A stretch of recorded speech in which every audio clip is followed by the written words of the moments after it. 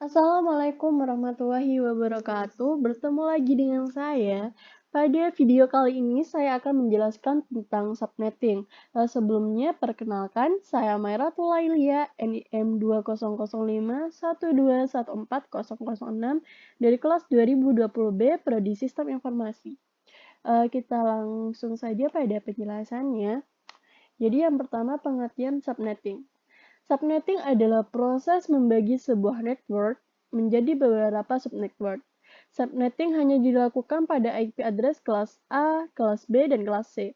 Dengan subnetting akan menciptakan beberapa network tambahan, tetapi mengurangi jumlah maksimum host yang ada dalam tiap network tersebut. Prinsip subnetting adalah memperbanyak network ID dari suatu network ID yang sudah ada, di mana sebagian host ID dikorbankan untuk digunakan dalam membuat ID host tambahan. Jadi, kenapa memerlukan subnetting? Yaitu untuk mengalokasikan IP address yang terbatas supaya lebih efisien. Jika internet terbatas oleh alamat-alamat di kelas A, B, dan C, tiap network akan memiliki 254, 65.000 atau 16 juta IP address untuk host device-nya.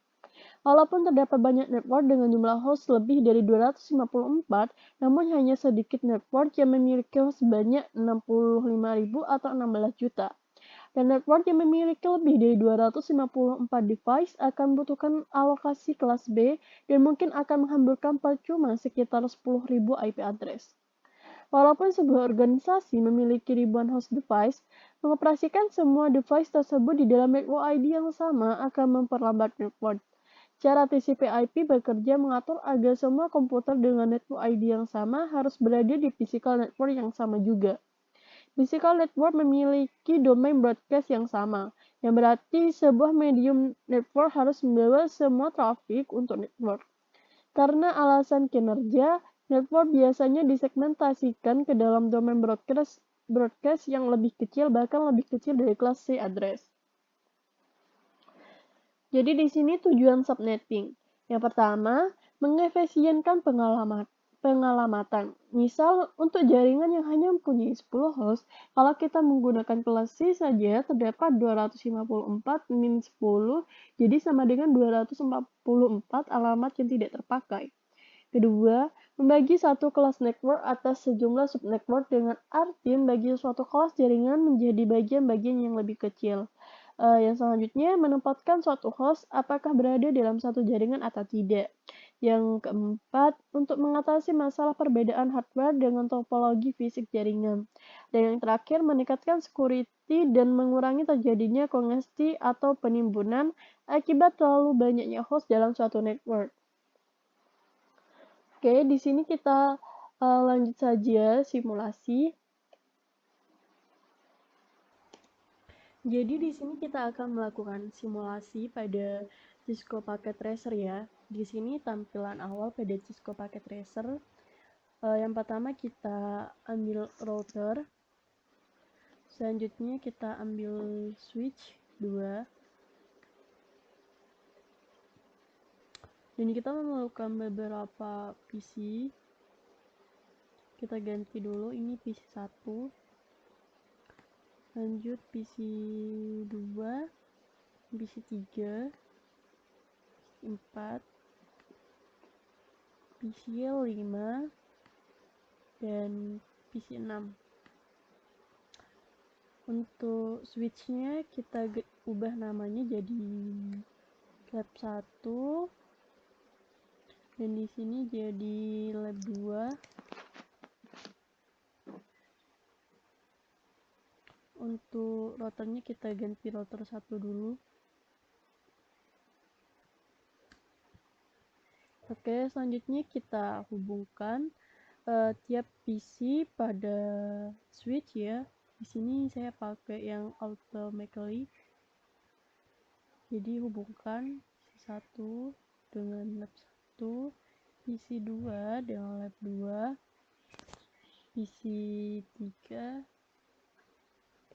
dengan lab 1.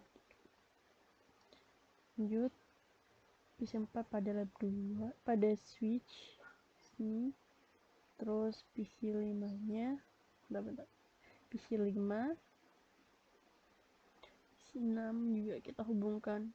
Lalu kita hubungkan masing-masing switch pada pada router ya.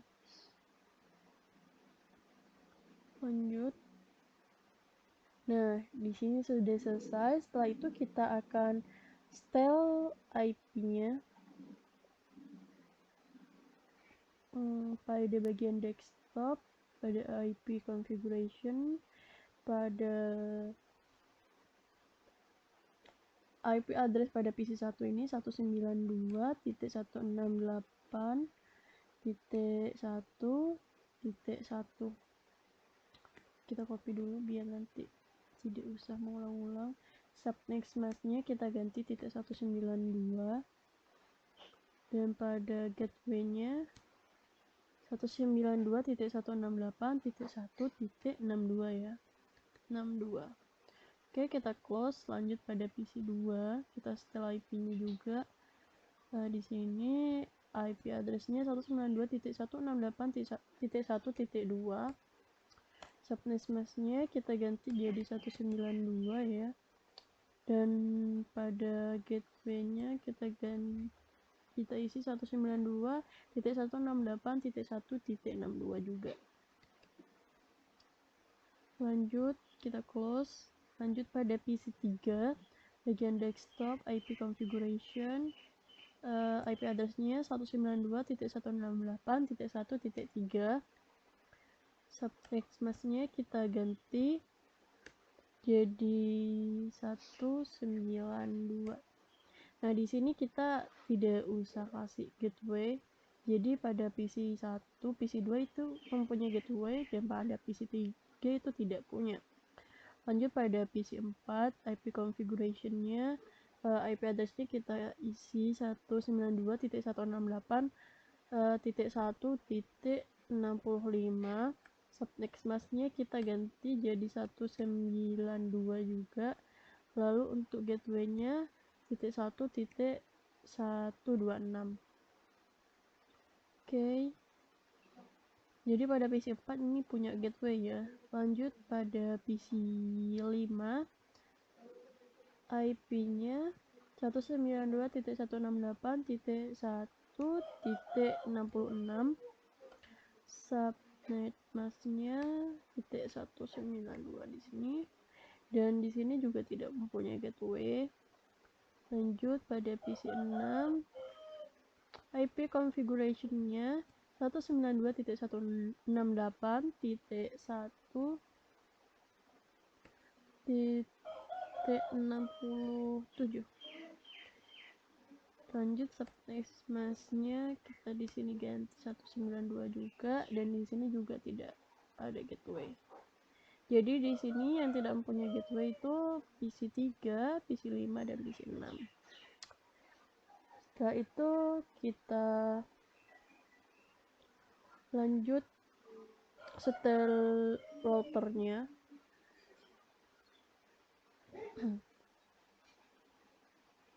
Di sini bentar saya perbesar. Di sini ada Ethernet 0 dan juga Ethernet 1. Jadi dari masing-masing lab-nya ya, di sini itu kan ada lab 1 dan lab 2.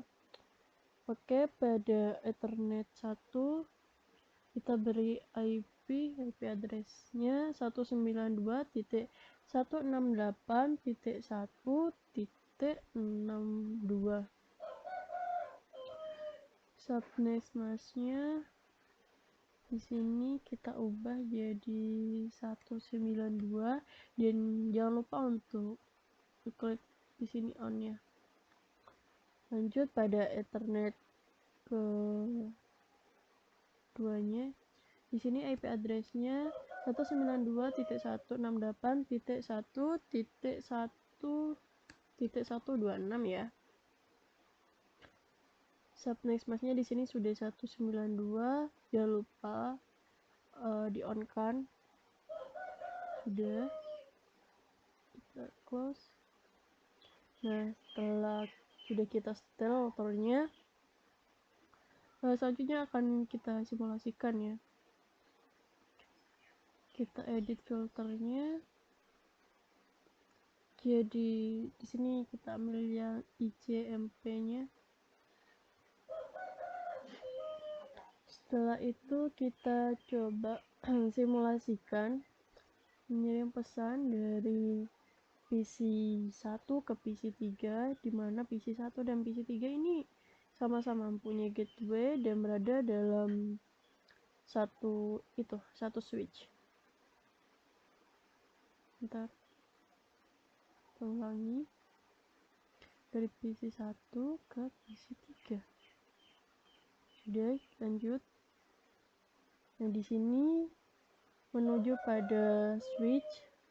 Setelah itu akan dikirimkan pada PC3. Sudah, setelah itu melakukan feedback lagi ya. Lanjut dan akan kembali lagi pada PC1. Oh, maaf, di sini kan PC3 tidak mempunyai gateway dan PC1 di sini mempunyai gateway. Di sini berhasil dikarenakan berada dalam satu switch, jadi antar PC bisa melakukan komunikasi. Kita delete dulu. Setelah itu kita coba simulasikan mengirim pesan dari PC1 pada PC4. Jadi PC1 ke PC4. Ulangi dari PC1 ke PC4. Dimana di sini memiliki switch yang berbeda ya, tapi di sini pada PC1 mempunyai gateway dan pada PC4 juga mempunyai gateway. Jadi kita lanjut menuju pada switch di lab 1. Lanjut pada router. Dilanjutkan lagi pada lab 2. Setelah itu dikirim pada PC4. Selanjutnya mengirimkan feedback lagi dari PC4. Lanjut lagi pada router.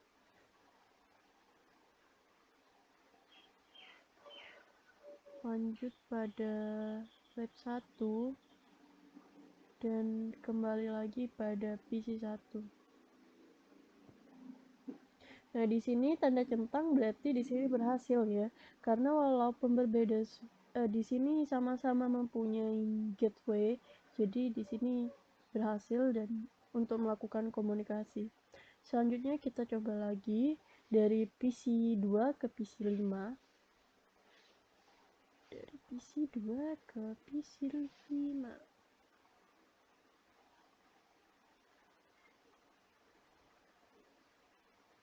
Bentar.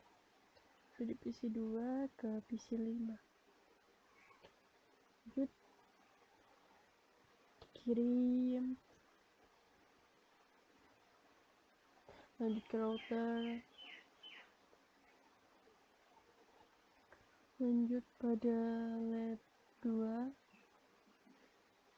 Selanjutnya pada PC5. Nah, di sini ada tanda silang dikarenakan pada PC2 kan mempunyai gateway, sedangkan pada PC5 di sini tidak mempunyai gateway. Jadi pada PC5 ini tidak bisa membaca dan tidak bisa mengirimkan feedback. Setelah itu kita lanjut dari PC3 pada PC6. Nah, di sini langsung ada tanda silang dikarenakan pada PC3 di sini tidak mempunyai gateway dan pada PC6 juga tidak mempunyai gateway. Jadi di sini sama-sama tidak punya gateway, jadi tidak bisa. Oke, kita kembali pada simulasi ya. Kita kembali pada real time. Di sini kita coba cek tracernya pada command prompt tracer. Kita masukkan IP-nya 192.192.168 titik titik 1 titik bentar. Di sini pada PC1 itu berkomunikasi dengan PC3. Di sini PC3 IP-nya 192.168.1.3. Nah, di sini sudah keluar ya. Berarti sudah berhasil melakukan komunikasi antar PC1 dan PC3. Selanjutnya kita cek tracer.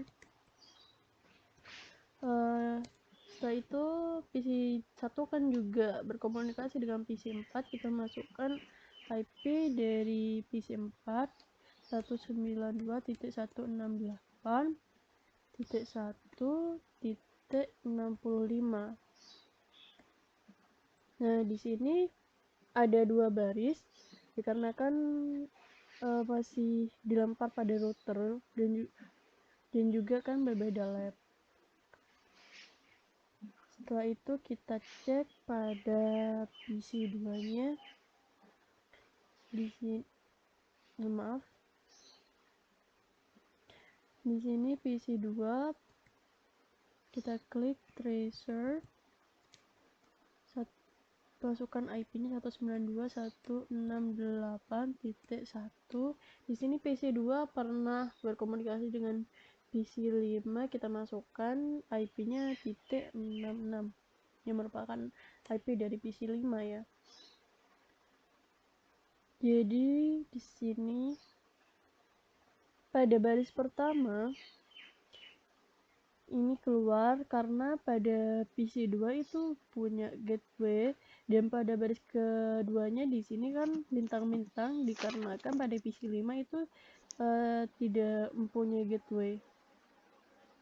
Oke, kita lanjut pada PC3. Kita cek research, masukkan IP-nya 192.168.1. Di sini PC3 pernah berkomunikasi dengan PC6. Kita masukkan IP address-nya PC6.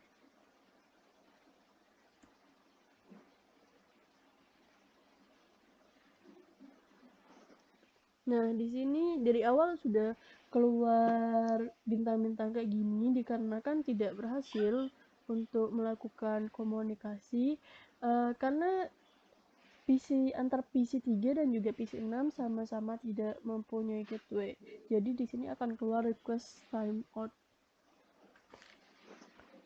Jadi itu dia simulasi yang kita lakukan. Kurang lebihnya dari saya mohon maaf. Wassalamualaikum warahmatullahi wabarakatuh.